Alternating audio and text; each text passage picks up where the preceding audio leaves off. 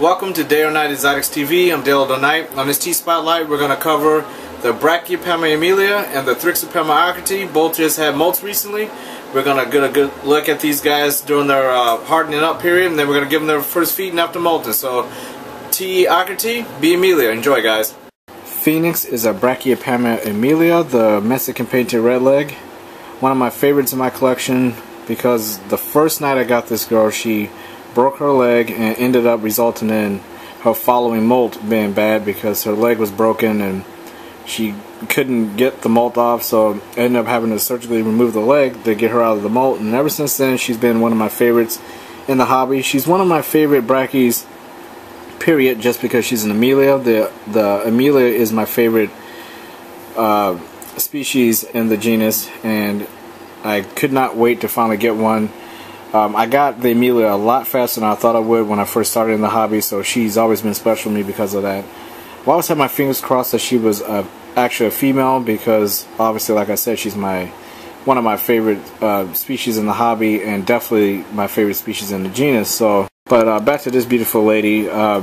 She eats very, very well, and even though she's hidden a little bit, she's not quite 4 inches yet. She's a little bit under 4 inches. I would say around 3.5 inches. She's around in there. She doesn't put on size at all. She's a slow-growing species, so whenever she molts, she hardly ever puts on enough size for it to be really that exciting. She just gets more and more beautiful every time she molts. That trademark triangle pattern on her head is darkened up again. She did have that little bit of a weird Pamphobeteus look there, where it was kind of orange in between, kind of split that triangular pattern in two. So glad to see that she's got that back. This is an awesome tarantula. I've always said if you are into the brackies and you can afford this one, because they're not cheap, depending on where you get them. I got them in a pet store. I paid like around $60 for her, and she was around 1.5 inches when I got her. Close to 2 inches when I got her, so she was well established when I got her. She had already had some really good coloration on her when I got her, so it was a no-brainer for me. But if you can find one that's a really good price, I always say just go ahead and get this one because it's just an awesome tea. They're not that skittish. At least mine isn't. She's not very skittish. She can be if you spook her, but for the most part, I can handle her if I want to. I don't really like to handle any of my brackies that much because they can be a little bit unpredictable, but she is very pleasant. One of my favorite teas in my collection, easily in my top 5, not my top 3 favorite tarantulas in my collection. So the B Emilia species is awesome. The coloration on them is amazing. These guys can eat. They fatten up. They harden up. Really, they're very hardy. Is basically what I'm saying. I mean, they will eat and eat and eat. If you want to throw something in there, they're going to eat them. So this is an awesome species. Beautiful coloration on them. Really good to photograph, and really good display tarantula. And they're not pit holes. Mine never uses its hide. Maybe different from other people, but mine is always out in the open, and that's really cool. Love this girl. Mars Aries, Thrixopelma Ockerti, the Peru Flame Rump. This is, without a doubt, the most insane skittish tarantula in my collection. Insanity comes with the skittishness.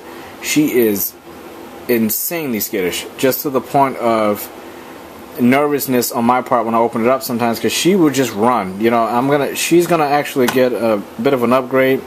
She's not defensive. She's not aggressive at all.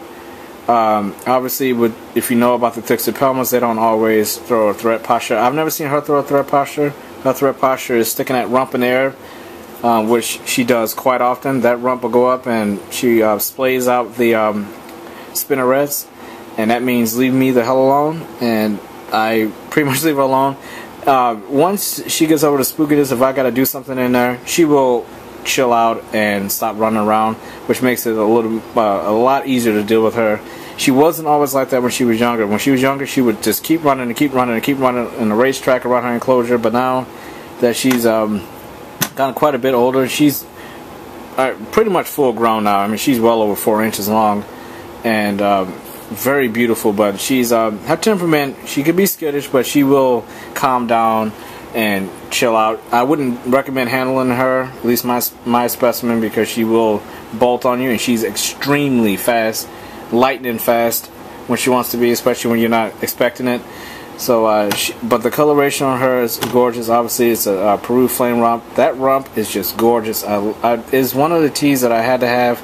Again, I got this one at that same pet store that I go to all the time.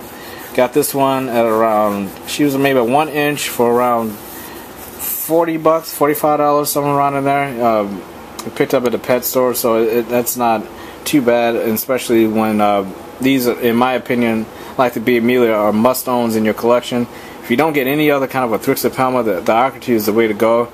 Beautiful coloration on them, like I said. They don't grow, they're not very fast growing, but especially when they're younger, they're molasses, but they eat very well.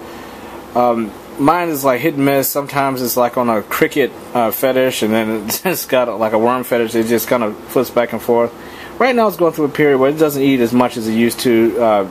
Mars Aries has kind of slowed down a little bit in that regard. But by and large, this is a great tarantula, even though they don't get extremely bulky and big. They kind of remind me of like a mix between an avic and like a, you know, a brachia, somewhere around in there, because, you know, they got the speed of an avic. They can be semi-arboreal. You can set them up in different kind of setups. You know, you can get them arboreal set up.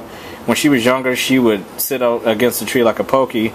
Now she's more terrestrial, so I'm going to have to change her setup here. Now that she's bigger, she's going to be coming out of this small critter keeper into something a little bigger, give her some more room for her to move around in. She's very active when she wants to be. Not all the time, but she can be very active. And again, this is 100% female, no doubt about it. And she's absolutely gorgeous. She's one of my favorite teas in my collection just because of the fact that I absolutely love the Thrixopelma Ockertis, and it's all about that coloration and temperament, you know, personality. This tea has it all. Same with the B. Emilia.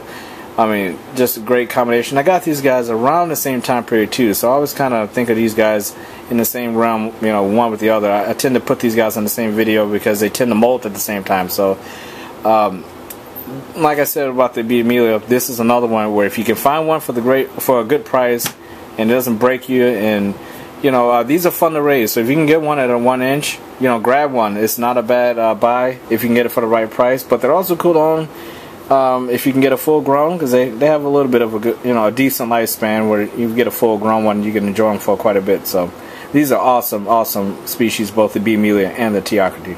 Hope you enjoyed this tea spotlight covering the B. Emilia and the T. Ockerti. If you're new to Day or Night Exotics TV and you want more videos that I've made, go to my channel page. That's Day or Night Exotics TV. Check out all the playlists for all the series that I have, from the Tarantula Cloud, the T Editorial series, the T Spotlight series, Reptile Orb. I got a few different playlists on there. You can just go on there and check out the playlist and subscribe at the same time. So hope you guys enjoyed this one. There'll be more T Spotlight series to come. Take care, guys. Be safe out there. Have a good one.